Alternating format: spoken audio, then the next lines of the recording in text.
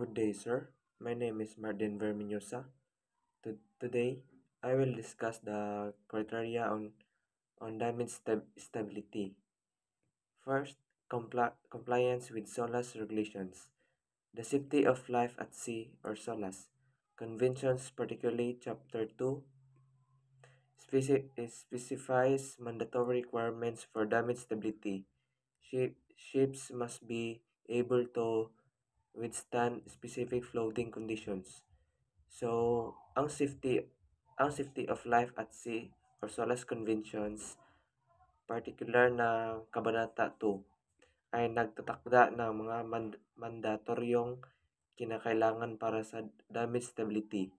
Dapat na kanyang tiisin ang mga barko ang mga tinutukoy na kondisyon sa pagbaha. Ibig sabihin, ang disenyo ng barko ay dapat matibay at nakakayanan ang pagbaha ng isang tiyak na antas upang mapanatili ang kaligtasan ng mga sakay. Second, watertight integrity and compartmentations. The ships must be designed with adequate watertight bulkheads and compartments. So, ang mga bulkhead ay mga dingding sa loob ng barko na dinisenyo para pigilan ang pagkalat ng tubig kung may butas o pagbaha.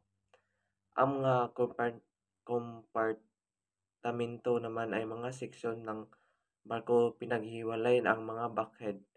Ang sapat na bilang at laki ng mga ito ay malaga para ma-contain ang tubig sa maiwasan ang paglubog sa buong barko. The extent of permissible flooding must be contained by these buckets.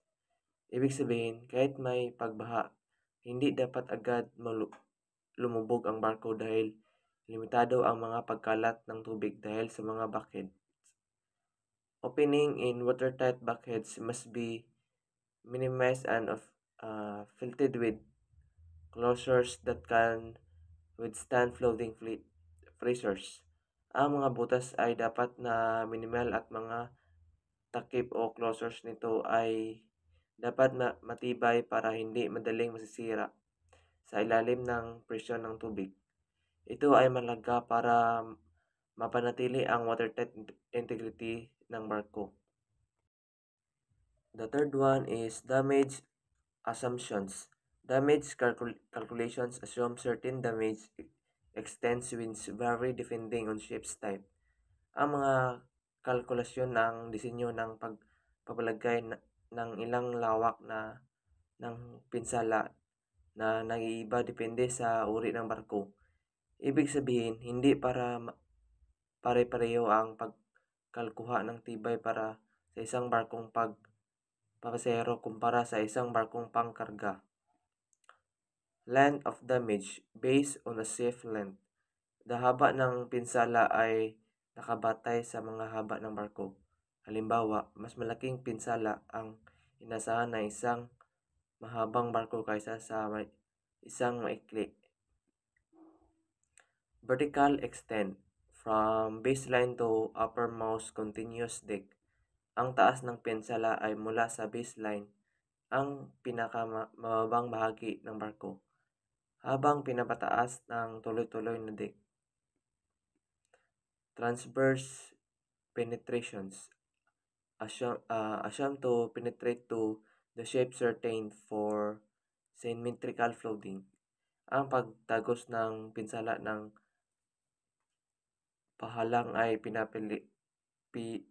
ipinapalagay na umabot hanggang sa gitna ng barko. Kung ang pagbaha ay symmetrical, ibig sabihin ang mga pinsala ay nasa gilid ng barko. Ipinapalagay na aabot ito sa gitna. The fourth one is survivability criteria after damage. Post-damage, the ships must meet the following survivability conditions. Positive residual stability o GM after damage. Angle of heel of 15 degree for passenger ship or 20 degrees for cargo ships. Range of positive rating arms 20 degree beyond equilibrium. Maximum of 0 meters. Immersion of unrated minutes be out first events or ice. Free beach at stability margin must be preserved. Sa kabuuan, ang pamantayan ito ay siguro ng barko kahit na may pinsala at mananatili pang maiwasang kabog.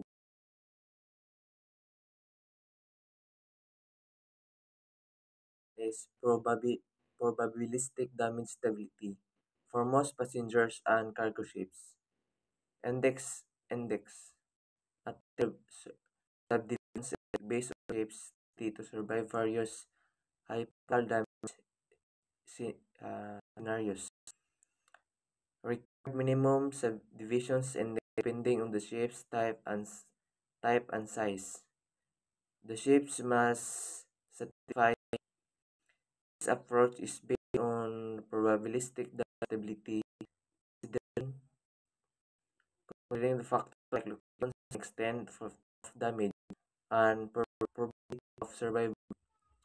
Ang probabilistic damage stability ay isang mas komprehensibong paraan na pagturi ng kaligtasan ng barko sa pamamagitan ng pagtingin sa posibilidad ng mga aksidente at kakayahan ng barko na makaligtas sa mga ito. Mas komplikado ito kaysa sa simpleng susuri ng mga tiyak na halaga. Ngunit mas tumpak din ito sa pagtataya ng kaligtasan.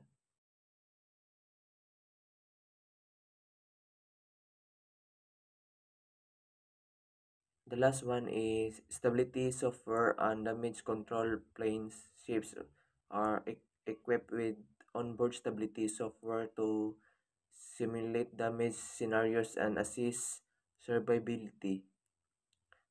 Ang mga barko ay mayroong onboard stability software na kayang mag-simulate ng iba't ibang senaryo ng pinsala upang masuri ang posibilidad na tasan ng barko. Gamit ito, magat kung gaano kahanda ang barko sa mga posibleng aksidente. Damage control planes and backlets must be on board showing. Compartmentations and tank layouts. Ang mga plano ay dapat magpakita ng disenyo ng mga kompartmento at lokasyon ng mga tangke sa barko. Malaga ito upang malaman ang mga tauhan kung saan matatagpuan ang mga mahalagang bahagi ng barko sa panahon ng mga emersensya.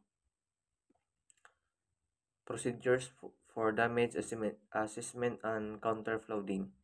Kailangan din ng mga detalyadong pamaraan ng pagsusuri ng pinsala at pagpigil ng pagbaha. Ito ay ang mga hakbang na dapat gawin ng mga tauhan upang makontrol ang sitwasyon ng maiwasan ang paglubog ng barko.